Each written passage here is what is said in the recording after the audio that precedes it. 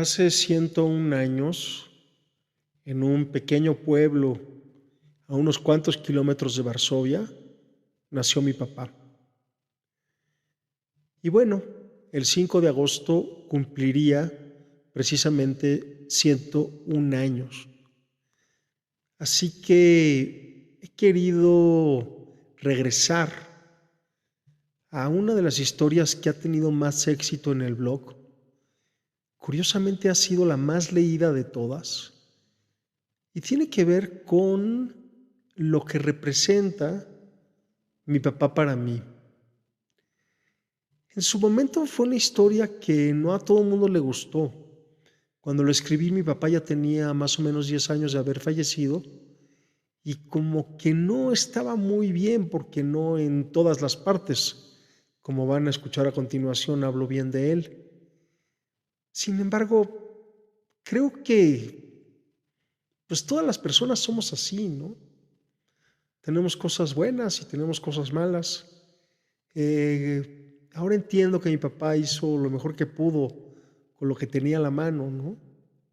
Le tocó, la verdad, que una vida muy apasionada, muy complicada en muchos sentidos. Y bueno, pues finalmente le debo la vida y le debo muchísimas cosas. Finalmente, ¿quiénes seríamos nosotros sin nuestros padres, no? Entonces, pues bueno, voy a leer la siguiente historia, que se llama El Greenberg de las Galaxias. El Greenberg de las Galaxias lo escribí el 6 de diciembre de 2009 y dice así: hay casas unifamiliares, también multifamiliares, pero ¿habrá familias multifamiliares? Vaya redundancia. El punto es que si las hubiera, la mía sería una de ellas. Para muestra, déjenme les presento a los hombres de mi familia. Aclaro que todo lo que escribo es desde mi relativo y limitado punto de vista. En la foto que pueden ustedes ver en el podcast, en la portada del podcast, 6 hijos y su patrón. En la boda de Natán, el segundo mayor que viste de smoking y que está igual de feliz que todos los demás. No me acuerdo del chiste que contamos durante la foto, pero seguro había uno en el aire. Siempre hay uno, aunque para la foto hayamos tenido que guardar un poco las formas. Y bueno, voy a empezar por mi padre al centro de sus 6 hijos. En la foto, por cierto, de izquierda a derecha, Dan, David, Jacobo, Abraham, Natán, Ari y Jerry. El Greenberg de las Galaxias. Abraham, hijo de Samuel David, nacido Varshavsky, en Sokolov Poliansky, y para poder llegar a México rebautizado como Abraham Greenberg, aunque al desembarcar en Veracruz en 1929, su padre logró que el Varshavsky se le quedara de segundo apellido, debido a que en Polonia se usa solo uno y en México 2. Es por mí conocido simplemente como Abraham, mi papá. Llegó a la Ciudad de México a los 7 años y fue directo a estudiar en la primaria pública, en donde se le conocía paradójicamente como el polaco. Y digo paradójicamente porque en Polonia era el judío. Luego pasó al Colegio Israelita de México, en donde estudió hasta la secundaria. Jugador de fútbol y de frontenis, el deporte siempre lo llamaba y lo hacía inmensamente feliz. Tengo que decir que heredé su amor por las actividades físicas, especialmente por cualquiera que incluya una raqueta. Se dedicó al negocio de la piel para zapatos y chamarras. Empezó a trabajar con su padre para luego independizarse con su propia peletería en la calle República del Salvador, en el centro histórico de la Ciudad de México. A mediados de la década de los 40, se casó con su gran amor, su prima Stusha, pasando sus mejores momentos en el paradisíaco y entonces a un pequeño puerto de Acapulco. De hecho, toda su vida consideró ese lugar como el mejor destino posible para pasar unas vacaciones. Yo me tardaría 15 años en conocer otra playa en un país con miles de kilómetros de litoral en 2 océanos. A Abraham y Estusha la vida les sonreía. Habían tenido 3 hijos, Jacobo, Natán y Jerry. Lograron comprarse una casa, eso sí, en una colonia lejana y recién inaugurada, de nombre Polanco. Para quien no conoce el DF, esa colonia es hoy en día el corazón financiero del país. La pareja de jóvenes, guapos y prósperos se encontraron de pronto frente a la inexplicable aparición de un tumor cerebral en Estusha. Todo cambió de repente. Las risas se convirtieron en dolor, las vacaciones a Acapulco en visitas a especialistas de México y Estados Unidos, y la familia se reunía ahora alrededor de la cama de una bella mujer que se marchitaba todos los días. Jerry y Natán, aún más pequeños que Jacobo, jugaban en el jardín mientras el hermano mayor pasaba horas acompañando a su madre y preguntándose qué pasaría dentro de su cabeza, de su cerebro, de su mente y de su conciencia, que iba y venía. Después de mucho sufrimiento y unos meses después de la fiesta de Bar Mitzvah de Jacobo, la muerte visitó la casa de Sócrates 308. Mi padre Abraham nunca superaría esa experiencia. Dejó a los 3 niños con la mínima atención. Hoy sé que era incapaz de hacer otra cosa. E intentó cerrar las heridas, olvidando, y para olvidar, se casó muy poco tiempo después con Toba. Lo primero que hizo al llegar del viaje de luna de miel, la segunda mujer de mi padre, fue dejar la casa de Polanco para no cargar con los recuerdos y despedir a Petra, que más que una nana era un gran vínculo de amor para los niños. De vuelta en la colonia Condesa nació Ari, el cuarto de mis hermanos. Pero Toba y mi papá no se llevaron nada bien. Se divorciaron al poco tiempo y Toba se llevó a Ari sin que mi padre hiciera nada para evitarlo. Al cortar todo vínculo con su segunda mujer, lo cortó también con su hijo. Tanto que al poco tiempo, Toba le cambió el apellido a Ari poniéndole el de su segundo esposo, Telch.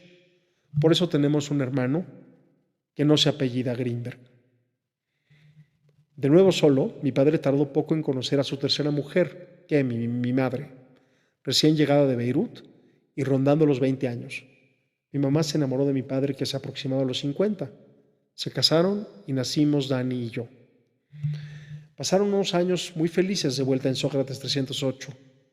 Mi padre encontró la serenidad que le faltaba y logró hacer una rutina perfecta de frontenis muy temprano en la mañana, trabajo hasta las 6 de la tarde, algunos momentos de dominó y cartas y muchos de televisión. Días tranquilos que terminaban en la cama con alguno de sus libros, de su fabulosa colección de ciencia ficción, los cuales, para mi alegría, le encantaba contarnos a Dani y a mí cuando íbamos a darle el beso de las buenas noches. Todavía hoy sueño con marcianos, invasiones a la Tierra y viajes por las estrellas. ¿Y vacaciones? Por supuesto en Acapulco, frente a la playa de Hornos, en un hotel vecino de un frontenis en el cual empezaban todos los días. Sin embargo, la enfermedad llegó otra vez a la casa. Esta vez era silenciosa, por momentos imperceptible. Siempre era demasiado tarde cuando se manifestaba en un brote psicótico, acompañado de una euforia inexplicable, que se traducía tarde o temprano en violencia, especialmente dirigida contra mi madre. No eran golpes. Era algo peor. Era una forma única de culparla de todo, de dejarla sin ningún apoyo, de devaluarla sin posibilidad de recuperarse, de aplastarla. Nunca he sentido nada más horrible que cuando escuchaba los gritos de mi padre escondido detrás de una puerta, de una columna o hasta debajo de la cama. Como hijo tengo que agradecerle a mi padre, aparte de la vida, muchas cosas. El amor por el deporte, por la lectura, mi sustento, mi educación y la libertad de no tener un yugo religioso, pero conservando la riqueza cultural que me vincula a mi pueblo de origen. Pero no he podido, aunque no dejo de intentarlo, diciéndome que estaba enfermo, perdonarle las agresiones a mi mamá. Sus últimos años no fueron fáciles. Mi mamá no soportó más y lo dejó. Vendió la casa de Sócrates. Los hijos hacíamos nuestra vida. Su salud mental pendía siempre de un hilo. Su hígado ya no aguantaba después de tantos años de litio para estabilizar su manía depresiva, y el sistema respiratorio se le iba deteriorando. Además, no había visto a Jacob, su hijo mayor en años, y nadie se atrevía a decirle que estaba desaparecido. Yo estaba recién casado y Mary, mi mujer, se había quedado embarazada. Finalmente conseguimos una residencia para mi padre que combinaba ayuda de psiquiatría con cuidados para su avanzada edad. Pasé por él una mañana a su departamento y lo convencí de ir a la residencia. Hicimos las maletas y nos fuimos a Cuernavaca. Recuerdo también el camino, es como si cada poste, cada convoy del metro en dirección contraria sobre la calzada de Tlalpan, cada tráiler que pasamos, cada árbol de la subida a Tres Marías hubieran decidido quedarse en mi cabeza para siempre. Cuando llegamos a la residencia, yo supe que mi padre estaría bien en medio de flores y música clásica. Lo que nunca me imaginé es que sería por tan poco tiempo. Desempacamos y lo acompañé a que se tomara una coca con limón. Le dije que iba a ser abuelo de su primer nieto varón. Se puso feliz. Tú sí saliste a mí, tú sí sabes hacer hombres. Lo abracé, nos despedimos. Me regresé al DF a hacer telenovelas. Esperaba una grabación nocturna. Personajes de cartón se tenían que bajar y subir de sus coches, taxis, motos. Mi hermano Dani lo fue a ver el domingo siguiente y regresó tranquilo. Pero unos días después le llevaron el desayuno y se sentó a comer en la mesita de su cuarto. Cuando regresaron por los platos, Abraham Grimberg Warshawski descansaba en paz. Papá, no sé cómo le hice para que salieran varones, pero tengo 2 niños a los que adorarías. Tu apellido, el que te salvó la vida, ahora vive en Europa de nuevo. Y yo te extraño cada vez que lo invento un cuento a tus nietos. Historias que no se comparan en nada con las tuyas, con tus extraterrestres, tus viajes por el tiempo y tus cohetes intergalácticos. Muchas gracias.